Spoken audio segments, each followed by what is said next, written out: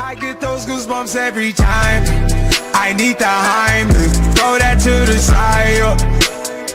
I get those goosebumps every time, yeah. When you Greetings, technicians. This is Admin Crow here, your coach of the Toronto Star Raptors, bringing you Teambuilder for another week in the PCL. This is week 4, and we are taking on Coach Brendan, aka the coach of the Pixilated Outrages. So Brendan is actually a tremendous battler. He's actually one of the other coaches from last season who went undefeated in the regular season, just like Husan-sama, who we played last week. And I'm not going to say the result of that battle, so you guys can go back and watch it if you're interested. Let's just say that it didn't go very well. Anyways, so it's definitely a very big challenge ahead for us. I personally never played Brendan in league format either, so this is definitely one of my personal most anticipated matches throughout the entire season. And so this week, both me and Brendan had some personal issues that we can't really have the battles on the weekend, and so we have to rush it midweek. And I was actually up north in a small town in a hotel when I did this battle. But in any case, I'm just gonna hop into the video without further ado and just go over the sets that I'm bringing. And I'm actually really proud of the way I prepped, given the amount of time we had for this battle or for this prep overall. So first up, we do have Genesis the Volcarona, packing the leftovers and the ability Flame Body with a move substitute to attack Bug Buzz and Fury Dance. It seems pretty Bug Buzz and Fury Dance and Quiver Dance to set up. It seems pretty standard at first glance. I actually went through a couple revisions before I end up with this set. So Brendan's entire roster should appear to your right by now. And Bug Buzz plus Fury Dance covers all, if not mostly, his entire roster for either super effective or neutral damage. Initially, I had Fury Dance and Hurricane, simply because he's only switching to that coverage would be Lycanroc Day, who's very frail. He's most likely going to be bringing it as an offensive check to Volcarona instead of a counter. So even if the Lycanroc comes, it's going to be more likely to come in on free switching or a potential double than hard switching into my Volcarona. So Quiver Dance obviously is there for setup. Substitute allows me to get behind a sub and potentially set up, and this week is extremely important, more so than other weeks, simply because he does have that priority Excel Rock. Lycanroc Day is very effective against the Volcarona for sure. So last season I did have Lycanroc Dusk. It is something that I brought against Volcarona when I did play Lovecraft. It is very handy, that priority rock move.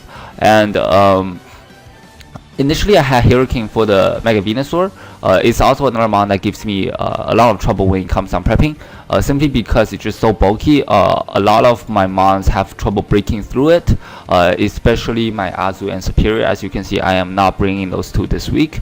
And Hurricane will not only hit it for super effective damage, and with some investment I can even 2-hit KO it without the +1. So that was the route that I wanted to go with. And because Brendan had Volcarona last season as well, I know he knows what Volcarona can do in a draft format like this. So obvious Psychic, it's like packing Psychic against a Mega Venusaur is just way too obvious. Plus I didn't really want a move that doesn't do literally any damage to the Jirachi or the Hydreigon. His team does have a very good synergy in that regard, and Hurricane also covers the option of Rain in case he wants to bring a Rain Manaphy. He's going to be in for a little bit of surprise.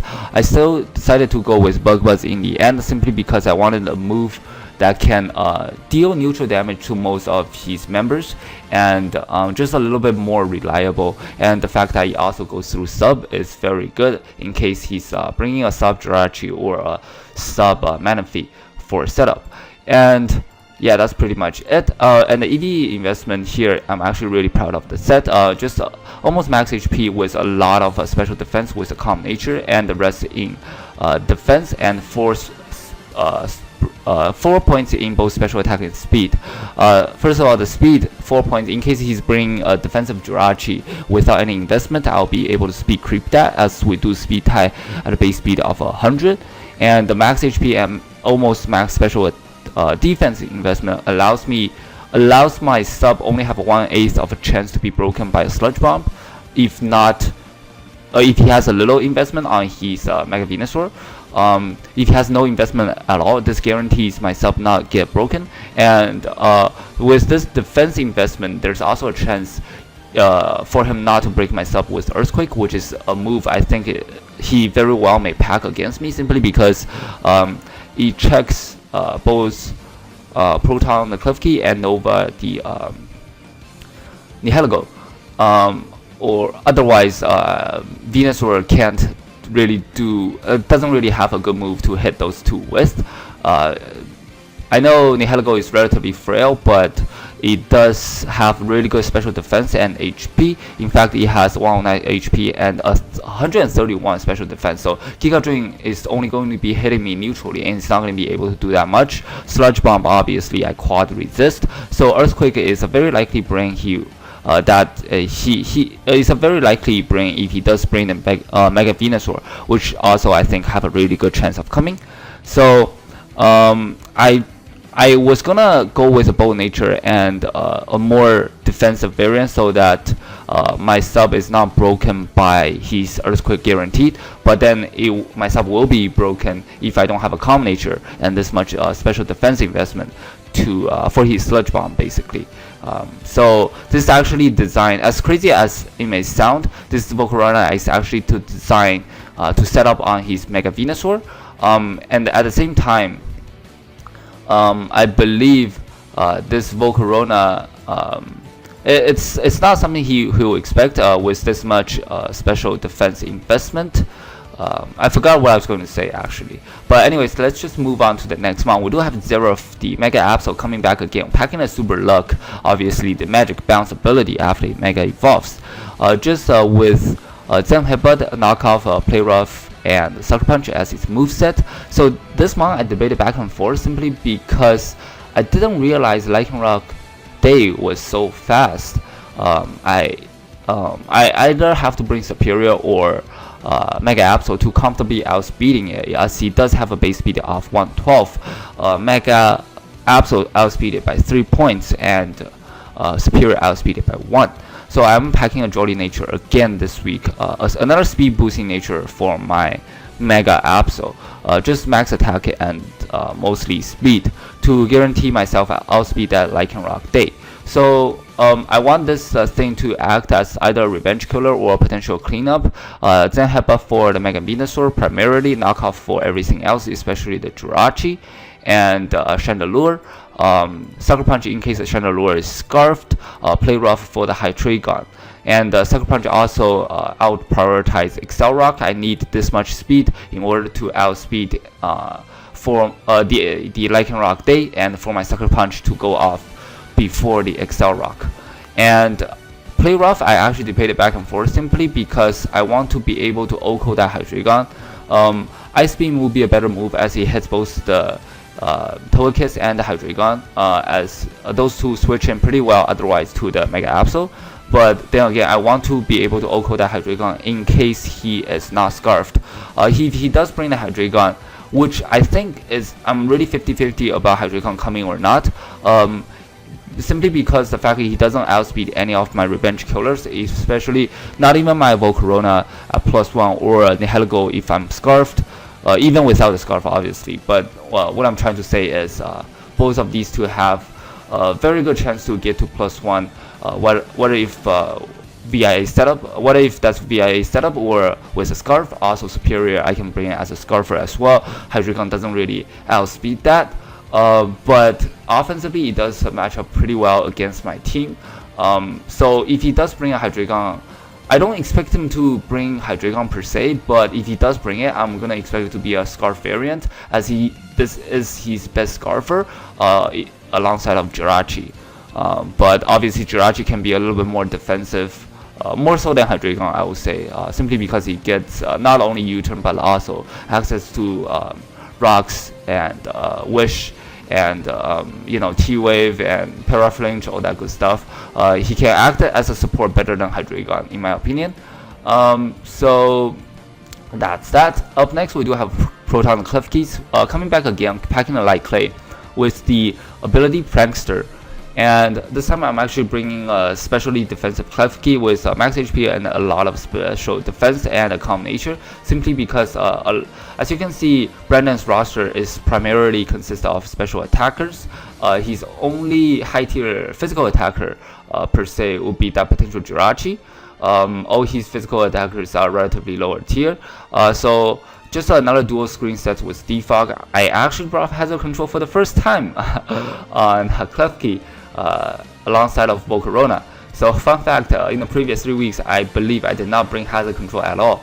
I was simply relying on Magic Bounce from Mega Absol, which didn't work out very well like the way I hoped it would, and banging on my opponent to get rid of the Hazard for me.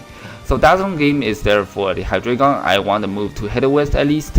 If I want to run any Prankster move, it's actually going to be immune to my Prankster move being a dark type. That's why I needed a Dazzling Gleam and dual screen. Initially I do have I believe I debated back and forth between Reflect and the Light Screen. I initially only had one screen and the other move was Spike, but in my mocks I actually never clicked Spike because there's too many roles Klefki has to play, plus the fact that I didn't feel, because the fact that I'm bringing Hazard Control this week, especially Defog, it's very anti-synergy with Spike, so that's probably why I didn't click it in my mock. And usually when I'm in with keys, I usually want to either get rid of hazards or set up screens anyways. So if I'm just gonna defog the hazards away, there's no point in me setting up spikes. That was my idea there. So dual screen, primarily light screen for his special attackers, and reflect in case I do need it from the physical side, as I don't have enough physical defense. So and especially for that, again, that earthquake coming from the Mega Venusaur. So up next we do have Nova the Nihilego packing the expert belt with the ability Beast Boost. And of course I know last week the reason I lost the battle, wait, that's spoilers, to Husam was because I didn't bring a shiny Nihilego, whereas my Nihilego is supposed to be shiny on my roster. Anyways, I am packing the expert belt and 4 attacks: Foul Play, Power Gem, and Dazzling Beam. Psychic. Psychic is for the Mega Venusaur, Dazzling Beam for the Hydreigon, Power Gem to click neutrally against everything on his team, and Foul Play is there for the Jirachi, which is he's most likely switching to the Nihilego. Borrowing the Mudsdale. Mudsdale is actually something that I'm not expecting to come. I didn't prep for Mudsdale. Initially, I had Grass Knot on Nihilego over Dazzling Gleam for the Mudsdale. I was debating between coverage for Hydreigon or coverage for Mudsdale, but I decided to go with Dazzling Gleam over the Grass Knot. Again, it was the same idea with Mega Absol. I want to have a move to be able to OHKO the Hydreigon with in case he's not Scarfed. So Expert Bell is there just for a little bit of additional damage. The EV spread is just so that I can guarantee myself to outspeed base 100s in case he does bring a Jirachi with speed boosting nature or a Manaphy. And because I'm so specially bulky, I can also take a hit from Manaphy if I need to, obviously without a Tail Glow, and just be able to fire off a Power Gem. I do need a speed for Nihilego in this game, simply because, like I mentioned before, if he does bring the Hydreigon, it's most likely going to be Scarfed.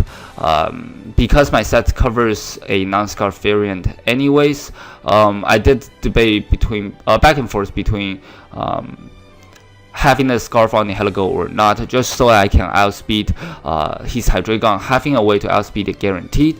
But the thing is, because his team has really good synergy defensively, so I don't really feel comfortable locking myself into one move. I don't see a situation where that would happen easily, so that's why I did decide to go with the Expert Belt set and just 4 attacks straight up. And up next we do have Wintao Jr., the Gligar, packing the Eviolite and the ability Immunity again. And this is my Hazard Setter, Stealth Rock, Roost, U-turn, Acrobatics. All the moves are pretty self-explanatory. Stealth Rock there for Hazard, Roost for Recovery, U-turn for Momentum. I didn't actually put any speed in this week, simply because it does naturally outspeed his Mega Venusaur and his Togekiss, those two being the main one. I believe it also outspeed the Chandelure, as those all sit at base speed of 80. I think Mega Venusaur might be 82, I'm not sure. Either way, Gligar does outspeed them naturally. I didn't want a fast U-turn against those per se, that's why I didn't put in any speed. And if he's trying to speed creep Gligar, so be it. Not only I get a slower U-turn, but also I'll be able to take the hit with Gligar and switching to something else. And that was the idea. And his mon's not going to be as bulky if they invest in speed. Especially at Togekiss, he can very well have a little bit of speed, so just so that he can air slash flinch my Gligar. So that was the idea. And I didn't want to go lower speed, simply because if I do outspeed Togekiss, obviously I'm not going to get flinched. But also if I do outspeed the Venusaur, I'll be able to get off a faster Roost. And at the same time, I do have Acrobatics in case he does have that knockoff and knock off my Eviolite. Even though I think he's going to have Earthquake over knockoff, but I did prep for knockoff from Mega Venusaur as well. So this thing becomes a pseudo offensive check to Mega Venusaur once I lose my Eviolite. So a lot of special defense again this week, just to handle the Mega Venusaur a little bit better. And it can take a hit from Hydreigon if I needed to. It also checks the it also checks and scare out the a more offensive Jirachi if he brings a special one. So that was the idea. And I believe I also take a Scald from Manaphy, not at +3 obviously, but I can take a hit from Manaphy if I needed to, and just be able to get off a slow U-turn into my offenses. So yeah, that's that. I do have a little bit of defense in case I do. In case his Venusaur has something crazy for me from the physical side, and in case I do have to take a hit from Jirachi if he's a physical variant, which he very well may be. So up next we do have Spectral making her first debut here, the Meloetta, packing the Assault Vest and the ability Serene Grace. So the idea here behind this set is so that first of all, the movesets are Side Shock, Relic Song, Close Combat, and Facade. So this thing is actually designed to transform into a Pirouette form. I hope I pronounced that properly. Anyways, Side Shock is therefore his Mega Venusaur primarily before my not Mega Evolution, before my transform. And Relic Song is obviously there to help me transform. And Close Combat hits the combination of Close Combat and Facade hits almost everything on his roster, barring the Chandelure. Obviously, Chandelure is something that I can expect to come, as well as he does switching well against my Volcarona's Dual Stab, and it does have the Flash Fire ability for my Fearum Z, and even Infiltrator for my Volcarona's potential sub. So, but it is a relatively frail mod. I can afford to chip it down with my other members anyways, and it is weak to rocks. So I was willing to stack the coverage for it. Anyways, initially I had Shadow Claw on this. I debated so I can hit the Chandelure and also hit the Jirachi for super effective damage. But Facade and Close Combat is just so good, simply because Facade on a normal type, especially after I transform, I can afford, with my Assault Vest, I can afford to switch into a +3, switch into a Manaphy, as he goes for the Tail Glow and eat up a Scald the following turn, and just be able to fire off a Close Combat into a Facade boosted attack after I transform. First time I'll be able to go for a Relic Song as I switch in, and the following time I'll be able to go for a Facade boosted attack after I transform, and if he get the burn, obviously with his +3 Scald. With the Assault Vest, I have a chance not to get 2-hit KO'd by +3 Manaphy, so that with Scald obviously. And also this thing switch in Mega Venusaur all day with my Assault Vest, as long as he doesn't go for like a knockoff or EQ. I eat up Giga Drains and Sludge Bombs, and with the EV investment, it's definitely some heat. I have a lonely nature with a lot of speed and attack and a little bit of special attack to allow me to have a chance to hit KO defensive pivot Mega Venusaur before my transformation, and a little bit in HP and SPDEF to help with the AV. The attack obviously is for my Pixilated form to help out me ditching out damage with close combat and facade. I needed a lonely nature to help me boost my attack. I didn't need a speed boosting nature to outspeed I believe it was either Lycanroc Day or Galvantula was my benchmark. I think it might be Lycanroc Day, or if not the Galvantula, simply because he's not gonna expect me to not outspeed his Lycanroc Day, and I do resist his Rock Stab after I transform. That was my idea there. That's why I didn't want to speed creep the Lycanroc Day. So that was my idea behind my EV spread, and this really he said. I really hope he puts in the finance of work, and you know I have Serene Grace with my Relic-Son, so he has a higher, I guess 20% chance. I think that's how it works. 20% chance of putting my foe to sleep. So even if I fail to put that Manaphy to sleep the first time around as I transform with Relic-Son, I can potentially go for a facade burn boosted facade when I do transform. And yeah, so this is going to be the team, and of course you already know I have to bring my Serene Grace mon against the Serene Grace team, right? Togekiss and Jirachi. Hello Brandon, what are you trying to do here? Anyways, oh, and one thing I forgot to mention, facade also helps in case I get Sludge Bomb poisoned or even T-waved from either the Mega Venusaur or the Jirachi, Togekiss, etc. So yeah, this is going to be it for the builder. Hope you guys look forward to the match. I guess I'll see you guys next time. This is going to be Admin Crow here signing off. See you guys next time. Goodbye, technicians.